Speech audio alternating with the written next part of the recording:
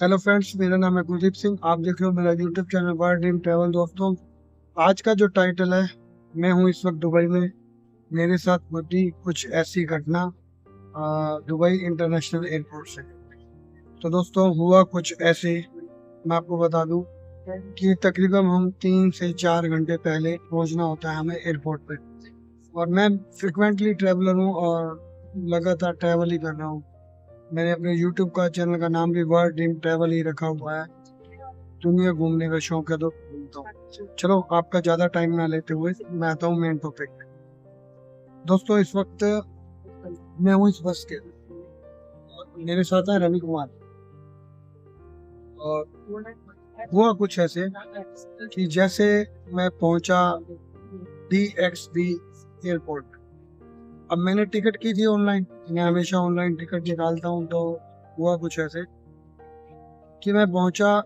जब मैं अपने होटल से निकलने के बाद भी मैं सर्च कर रहा हूँ कि मुझे कहाँ किस एयरपोर्ट पे जाना है। अब उस टिकट के ऊपर कुछ भी नहीं लिखा हुआ है ना, टर्मिनल 1 टर्मिनल 3 कुछ भी नहीं लिखा हुआ। कंफ्यूजन काफी माइंड में चल रही थी। तो उसमें दिखा रहा था कि दुबई वर्ल्ड इंटरनेशनल एयरपोर्ट।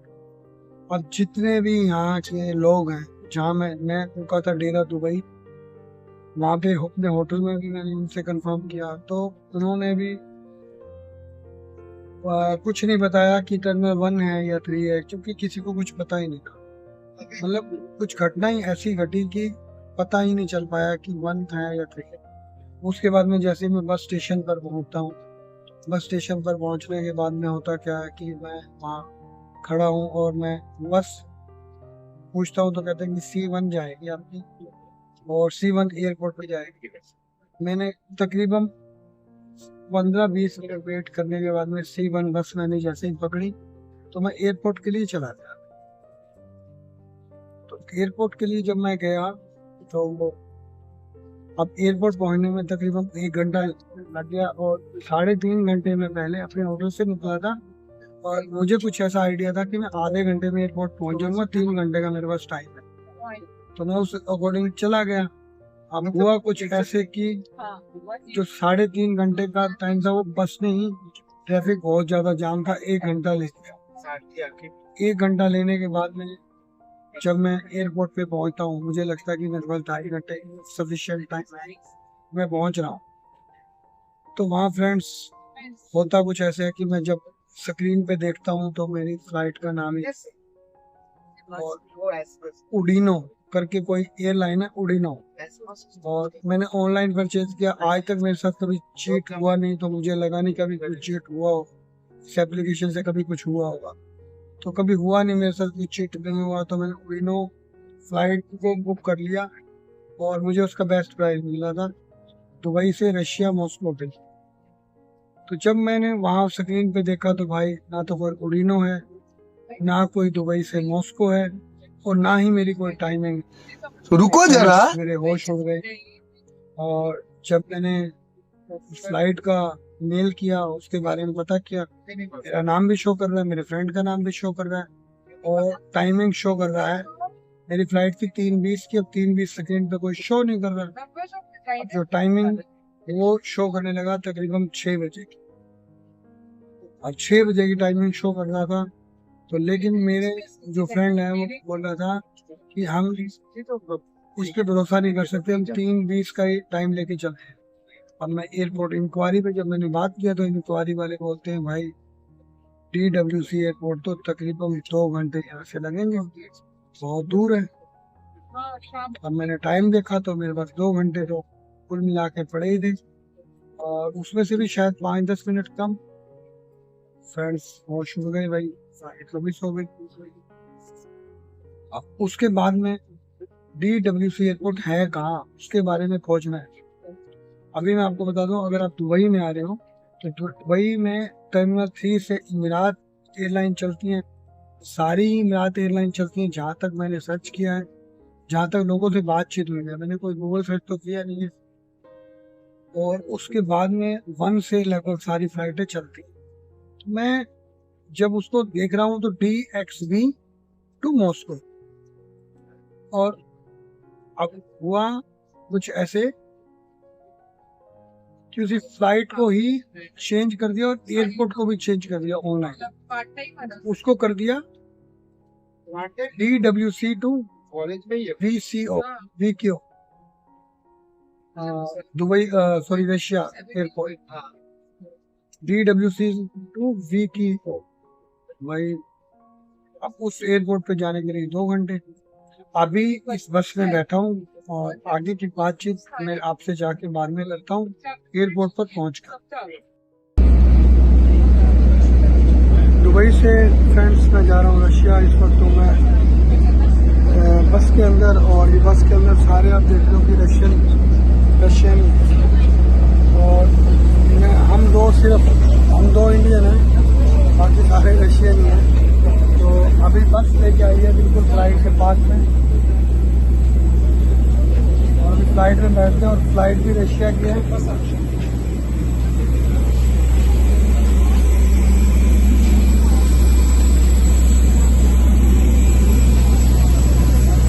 अभी बोर्डिंग पास एक बार फिर चेक कर रहे हैं।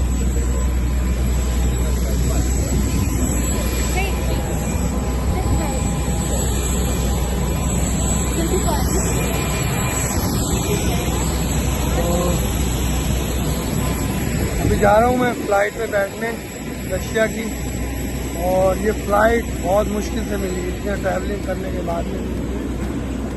मेरे फ्रेंड रवि को उड़ा दिया था, बहुत परेशान किया, लेकिन पता है कि मैं हूँ साथ में, और उनके क्वेश्चन आंसर, उनके जवाब देने के लिए तो आखिरकार बोर्डिंग भी दिलवाई, अब एंट्री भी दिलवानी है और बैठ रहे हैं फ्लाइट में।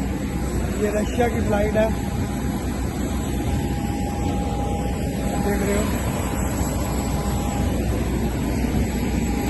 और सारे इसके अंदर रशियन है, सिर्फ हम 2 ही इंडियन हैं।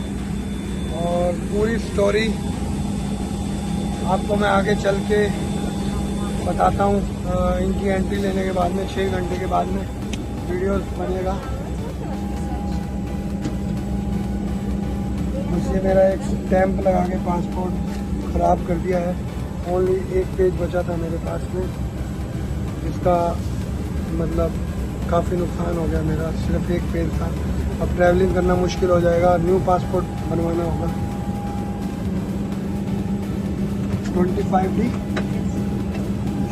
25D सीट मिली है। मैं और मेरे फ्रेंड बैठते हैं, और बाकी की बातचीत मैं आपके साथ एयरपोर्ट पर पहुंच के एंट्री लेने के बाद मैं रशिया में करता हूँ। तकरीबन 5.5 घंटे की फ़्लाइट है, तकरीबन 6.5-7 घंटे के बाद में। एकदम से झटका लगा कि ऐसा कैसे हो सकता है कि मेरी इस एयरपोर्ट पर फ़्लाइट ही नहीं है। मेरी उस एयरपोर्ट पर फ़्लाइट नहीं थी, और काफ़ी झटका लगा। लगने के बाद में जब मैंने DWC के बारे में कुछ सर्च किया कि कोई और भी एयरपोर्ट है, उससे पूछा गया तो वो कहते भी ये फ़्लाइट पोडीदो PODEWO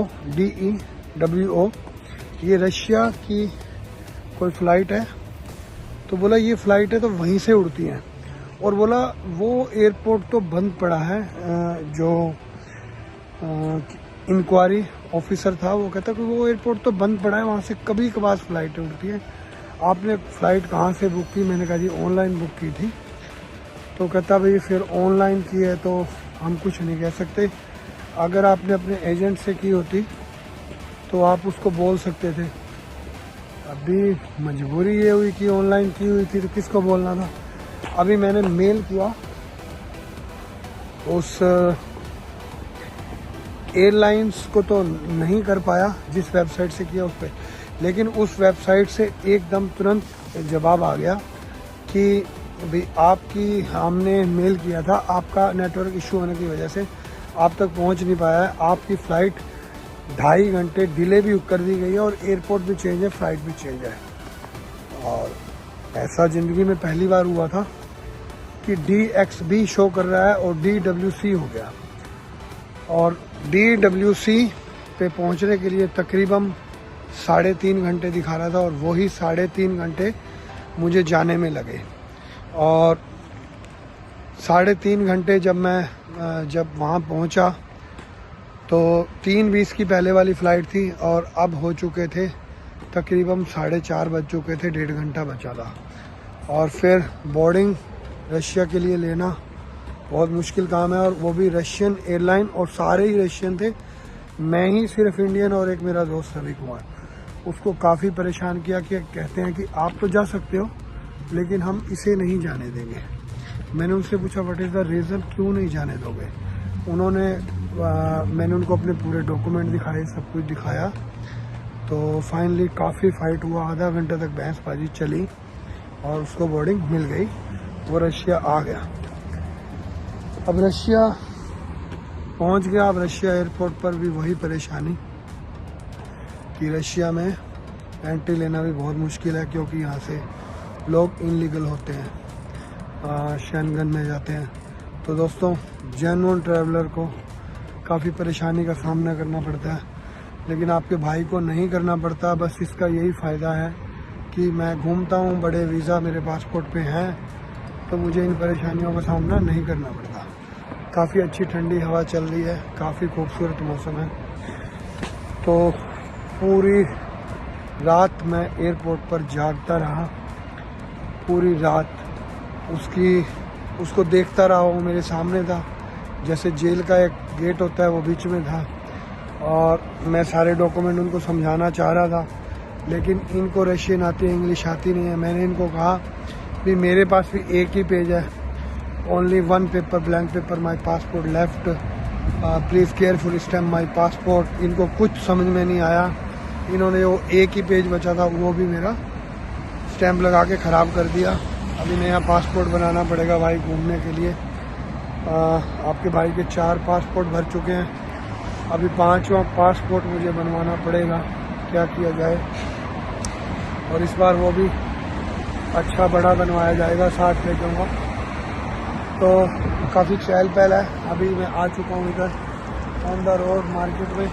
ये कहानी कुछ ऐसी थी, तो एयरपोर्ट चेंज होने की वजह से और फ्लाइट का नंबर भी चेंज हो गया देखो, और किस्मत इतनी अच्छी थी कि 2.5 घंटे उन्होंने बढ़ा दिए और मैं पहुंच गया और मेरा दोस्त भी पहुंच गया। अब परेशानी ये हुई कि उसको, मेरे फ्रेंड को रोक लिया गया एयरपोर्ट पर, रवि कुमार को। तो ये सारी परेशानी जो हुई है सिर्फ मिसअंडरस्टैंडिंग करके, इनको इंग्लिश आती नहीं है और रशियन, ये लोग जानते हैं रशियन हमें नहीं आती है,